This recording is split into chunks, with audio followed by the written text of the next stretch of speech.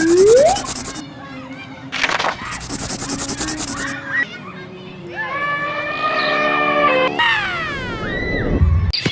دن موسیٰ اور ہارون پارک میں سیر کر رہے تھے کہ اچانک انہیں ایک چڑیا اور اس کا بچہ دانا چگتے ہوئے دکھائی دیے۔ وہ دونوں محبت سے اسے دیکھنے لگے۔ ہارون بھائی، آؤ ہم ان کو پاس جا کر دیکھتے ہیں۔ پھر ہارون کے ذہن میں اچانک ایک بات آئی۔ بھائی، کیوں نہ ہم اس بچے کو اٹھا کر اپنے گھر لے جائیں؟ یہ کتنا پیارا ہے، ہم اس کے ساتھ کھیلا کریں گے۔ نہیں بھائی، یہ اچھی بات نہیں، اس کی ماں چڑیا پریشان ہو جائے گی۔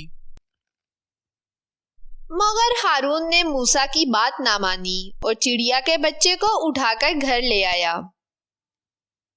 مگر ہوا یہ کہ اس کی ماں چڑیا بھی پریشانی کے عالم میں ان کے سروں کے اوپر اڑتی ہوئی ان کے گھر تک آ گئی۔ ہارون نے گھر میں موجود پنجرے کے اندر اس بچے کو بند کر دیا۔ کچھ دیر بعد جب ہارون کھانا کھانے لگا تو اسے یاد آیا کہ میں تو بچے کو دانا ڈالنا بھول ہی گیا ہوں۔ جب وہ دانا ڈالنے لگا تو چڑیا کے بچے نے چیخنا شروع کر دیا۔ چڑیا کے بچے کی آواز سن کر اس کی امی جو کچن میں کھانا بنا رہی تھی، وہ کچن سے باہر صحن میں آئی اور اس نے دیکھا کہ موسیٰ اور ہارون پنجرے کے پاس بیٹھے ہوئے تھے۔ امی کو دیکھ کر دونوں ڈر گئے۔ اس چڑیا کے بچے کو کون اٹھا کر لایا ہے؟ امی جان، ہارون بھائی اس چڑیا کے بچے کو اٹھا کر لائے ہیں۔ نہیں امی جان، موسیٰ بھائی نے ہی کہا تھا کہ یہ کتنا پیارا ہے، تو میں نے کہا چلو پھر اسے اپنے گھر لے جاتے ہیں، ہم اس کے ساتھ کھیلا کریں گے۔ امی جان، میں نے اسے روکا تھا مگر اس نے میری بات نہیں مانی۔ دونوں کی بات سن کر امی جان نے کہا، پیارے بچوں، ہمیں جانوروں کو تنگ نہیں کرنا چاہیے۔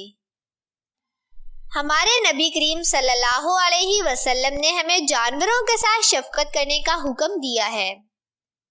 آؤ میں تمہیں اس کے متعلق ایک واقعہ سناتی ہوں۔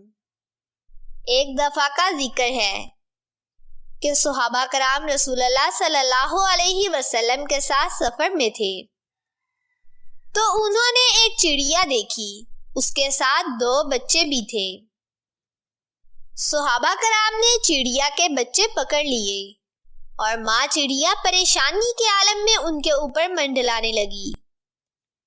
نبی کریم صلی اللہ علیہ وسلم نے جب یہ دیکھا تو فرمایا کہ کس نے چڑیا کو پریشان کیا ہے، اور صحابہ کرام کو حکم دیا کہ چڑیا کے بچوں کو چھوڑ دو۔